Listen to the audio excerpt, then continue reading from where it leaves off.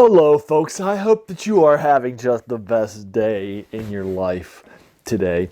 Today I got something really special. I've got a 100 chapter epic that is spread across 100 volumes that I'm going to be doing. It's on my bucket list, or I call it Death Queue, but most people just don't understand what Death Queue is without saying it's on the bucket list, called Journey to the West. It's one of the 4 great novels in China. I'll link you in the comments below. So this is an incredibly compelling story for you all that features 4 major characters that you'll meet at various times in the story. The first one that you meet is the Monkey King, Brother Monkey, Sun Wukong, the Great Sage Equaling Heaven. He has a lot of names. And then you have Xin Zhang, who you'll meet a few chapters in, and by a few chapters I mean like a lot more than a few. And then you'll meet Pig, and then the Sand Guy, too. So they're all in there. Basically, what's going to wind up happening is that the basic key point of this story is that a group of this monk who is Buddhist is heading to Western Heaven. To ascend, to praise Buddha. And then after praising Buddha, what will happen is that they'll be granted these new scriptures and then take them home to the Tang Kingdom, which is basically ancient China. And he has with him 3 people that used to be not good people who have conformed and been forgiven. And as a part of their penance, they have to do this quest at the behest of one of the immortals. And that's basically the story. The story is this journey to the West. Now, the journey to the West doesn't get started for a while, which actually reminded me of Romance of the 3 Kingdoms.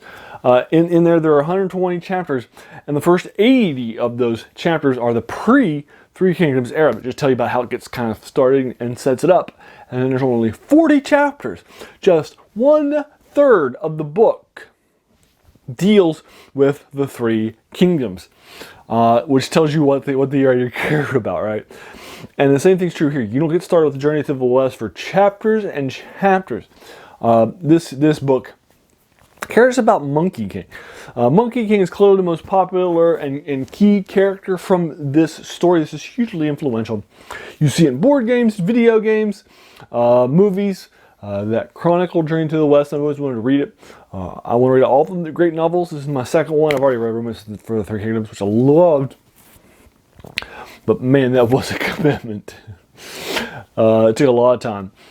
So basically, my basic trend has been to read one hour a day of Journey to the West, which is about 2 chapters out of this epic. And here, as you can see here in this novel, the first book 1, it ends 586 pages in, and that is a lot of pages in. It does have the occasional picture that's in here. It also has a lot of it that's either songs or poems. It even has the occasional letter for you to read, or something that's been posted, a sign that's in here too, that breaks up the monotony. And that's actually pretty common to have poems or songs and epic stories and details that break up the line. It reminds me of Lord of the Rings in that sort of sense, since it has a lot of it too in the story in that epic novel. I wouldn't be. It does also have some modern fantasy aspects to it as well, like divas that are serving immortals that look like angels, and that sort of thing. So I'm very happy to see that. And this thing again was very, very influential. Now I don't like the monkey, like Brother Monkey, the Great Sage Equaling Heaven, call him whatever you want to call him, Sun Wukong. I just don't like him at all. I still don't like him in the first 7 chapters before he converts, and I like him less after he converts, because he doesn't convert. He keeps acting and keeps acting out. I don't like it at all. I don't like him acting out in the first few chapters of this story. I don't like him acting when he's the sole character, and I like him less after he's converted. I just don't like him as a character. He's not resonated with me. Hopefully he'll change. I do like Pig. I think Pig's probably better I like Friar Sand. He's okay. He's better than Monkey, although I don't like either of them really that much. And the main monk puts up with it rather than forcing them to become converted. And I don't like that either. They do want to kind of, this does kind of read as a why Buddhism is good. Trius, because all of our four main characters are converts to Buddhism, or are a monk of Buddhism. And Buddhism will be contrasted sharply to Taoism during this story, which I enjoy a lot. And so anyway, in this one, it opens up, the first 7 chapters are about the rise and fall of the Stone Monkey King. And the great sage equaling heaven, our monkey, and they're epic in scope. And this entire thing, if I were to sum it up in one feel, it would be mythic. This is a huge mythic arc. It has immortals, it has the Jade Emperor, who's the big bad king of all the immortals, basically gods. It has people becoming immortals and following paths of immortality, gaining magical powers, learning these sorts of things. And so there's a lot of these sorts of things that are happening that are out there. And a lot of creatures that you're running into, and it definitely feels like this gigantic mythic story that's told over the course of 100 chapters. Now, again, it takes me about an hour to knock out 2 chapters, which means I'm knocking out about a chapter every half hour or so. And at 25 chapters in the first story, that means it would take me about 12 and a half days for me to read book 1, and it would take you, in 100 chapters overall, it would take me 50 days to read this book. Now, if you did it in a chapter a day, then you could finish it in 100 days. But there are occasionally only faster chapters for me to read, so sometimes I would knock out 3. In fact, that happened for me 3 times. So I finished this up a little bit faster than otherwise. And so I did finish this up like maybe a day earlier than I thought I was going to. But I do enjoy this story, even though the characters haven't resonated with me. But I understand what the value is. It's incredibly influential on modern day. For example, there's this video game I called Craft the World, which is about dwarves. And it's a crafting game. It was recently released, and it has a DLC that adds heroes to the game. And what's one of the heroes that it adds to the game? The Monkey King, Sun Wukong, who looks like a monkey who fights. So these characters have been. And it's not even a game based around Journey to the West, and yet one of the DLCs for this dwarf game has introduced this. That's how influential this is. And so going back and reading the source material is really important to me. It's kind of like Gary Gygax's Appendix N, which I've talked about with you before.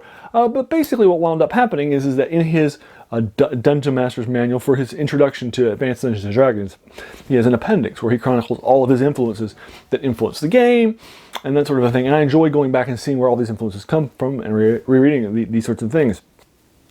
And it's ultimately my goal to read at least one story or novel by every writer on Appendix N, and I'm pretty far along with that.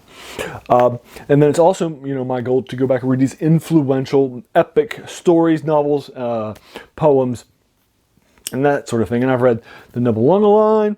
I've read a bunch of Greek mythology. I've read Icelandic mythology, the Nordic tales that were kept in Icelandic, and the stories that are read over there. I've read the Kalevala. Well, I started the Kalevala. I haven't finished it. I have read, like the Song of Roland and the Song of the Cid. And so I try to read a lot of these influential stories that have a lot of elements to it, and I think that probably Romance of the Three Kingdoms is the most influential of the 4 great novels of China. But Journey to the West, in my opinion, and this is coming from just a fan, is probably second. And I love China. I think China's an awesome place. I love their movies. I love their books. I love their people. And there's just a lot of great things to love of China. I don't like the current modern government, but hey, nothing's perfect. But I do really like it a lot. And so I really enjoy going back and rereading this. This stuff's been hugely influential on our modern society. So I enjoy going back and seeing where these influences come from. Hence, I'm now 1 book into 25 chapters into the 100-chapter epic of Journey to the West. And there you are. Have you read Journey to the West? Have you read the first book? The first 25 chapters. I'm more than happy to engage with it further in the comments below. I didn't go over any of spoilers in my review for this. I loved it. I'm giving it a 9 out of 10. It kept my attention better than Romance of the Three Kingdoms did, which throws a lot of names at you. It kind of feels like the word like Elrond's Council in Lord of the Rings, which has a lot of names it throws at you, but just in one chapter. And it throws you a lot of names at you at Romance of the Three Kingdoms. So I'm giving Romance. I haven't reviewed it for you, but I would probably be giving it an 8 out of 10. This is keeps your thing going. It breaks up the long stuff with these long poems and song lyrics and letters, and does a good job of that. So I like that. So I'm giving it a 9 out of 10. It's just an epic, and I absolutely love it. So there you are. That's Journey to the West for you. So let me know what you thought about it in the comments below. If you like this video, hey, why not hit that subscribe button? Because there's going to be a lot more of these involved in fantasy, science fiction, and in horror. And then finally, hey, I want to thank you so much for taking some time out of your day and investing in my video. We all have so many things that are happening in our lives, and we're being pulled in so many different directions in this social media world. So the fact that you spent this time with me is incredibly humbling, and I appreciate it. Thanks again. Have a great day.